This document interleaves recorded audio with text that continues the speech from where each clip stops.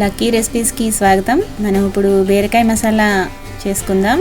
దీనికి కావలసిన పదార్థాలు: బీరకాయలు, 1/2 కిలో బీరకాయ ముక్కలు ఇవి ఇలా పొడవుగా కోసుకోవాలి. ఉప్పు తగినంత, అల్లం వెల్లుల్లి పేస్ట్ 2 టేబుల్ స్పూన్స్, కారం 2 table spoons, garam masala 1.5 table spoon, కొత్తిమీర కప్పు, కరివేపాకు కొంచెం, పచ్చిమిర్చి 4-5, ఉల్లి పేస్ట్ 1 కప్పు, ఆయిల్ తగినంత. ఇప్పుడు మనం తయారీ విధానం చూద్దాం. ముందుగా పొయ్యి వెలిగించుకొని మనం బాణీలు పెట్టుకుందాం. ఇప్పుడు ఆయిల్ వేసుకుందాం. ఇప్పుడు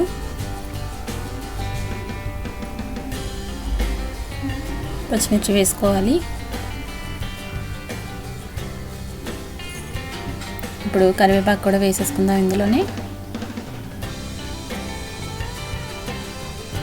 ఇప్పుడు ఆనియన్ పేస్ట్ కూడా వేసేసుకుందాం ఇందులోనే.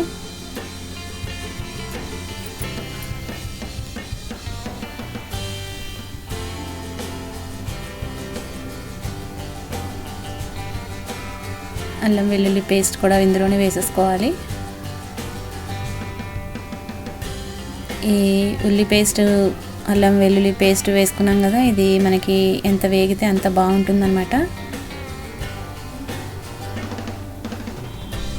బీరకాయ అనేది కొంచెం తీయగా ఉంటుంది అని అంటుంటారు కదా, అందుకని నేను అల్లం వెల్లుల్లి పేస్ట్ అనేది కొంచెం ఎక్కువనే వేసాను. మీరు పేస్టు అల్లం ఉల్లి పేస్ట్ తక్కువ కావాలి అనుకునే వాళ్ళు తక్కువ కూడా వేసుకోవచ్చు. ఇప్పుడు మనం కారం కూడా వేసేసుకుందాం ఇందులోనే. ఇప్పుడు ఉప్పు కూడా వేసేసుకుందాం ఇందులోనే.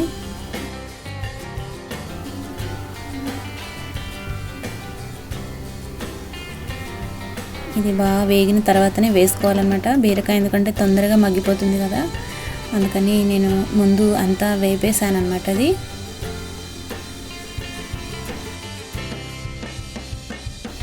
ఒక 5 మినిట్స్ మూత పెట్టుకోవాలి.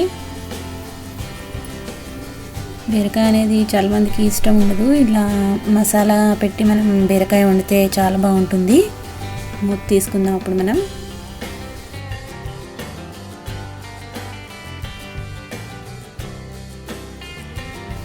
మనం గరం మసాలా కూడా వేసేసుకుందాం ఇందులోనే. ముందు ఆనియన్ పేస్ట్ అనేది ముందు మనకి బాగా వేగిపోతే చాలా టేస్టీగా ఉంటుందన్నమాట. బీరకాయలు వేసిన తర్వాత ఎక్కువసేపు మనకి వేపనవసరం లేదు. 1 కప్పు వాటర్ కూడా వేసుకోవాలి. ఇప్పుడు వేగింది కదా, మంచిగా వేగిపోయింది కదా, 1 కప్పు వాటర్ కూడా వేసుకోవాలి. ఎందుకంటే బీరకాయ మనకి త్వరగానే మగ్గిపోతుంది కాబట్టి మనకి వాటర్ కూడా ఎక్కువ వేసుకోవాల్సిన అవసరం లేదు. ఒక 5 మినిట్స్ మళ్ళీ మూత పెట్టుకోవాలి.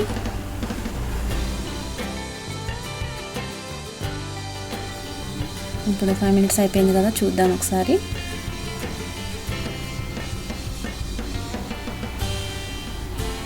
చూసారు కదా, మనకి బీరకాయ మసాలా రెడీ అవుతుంది.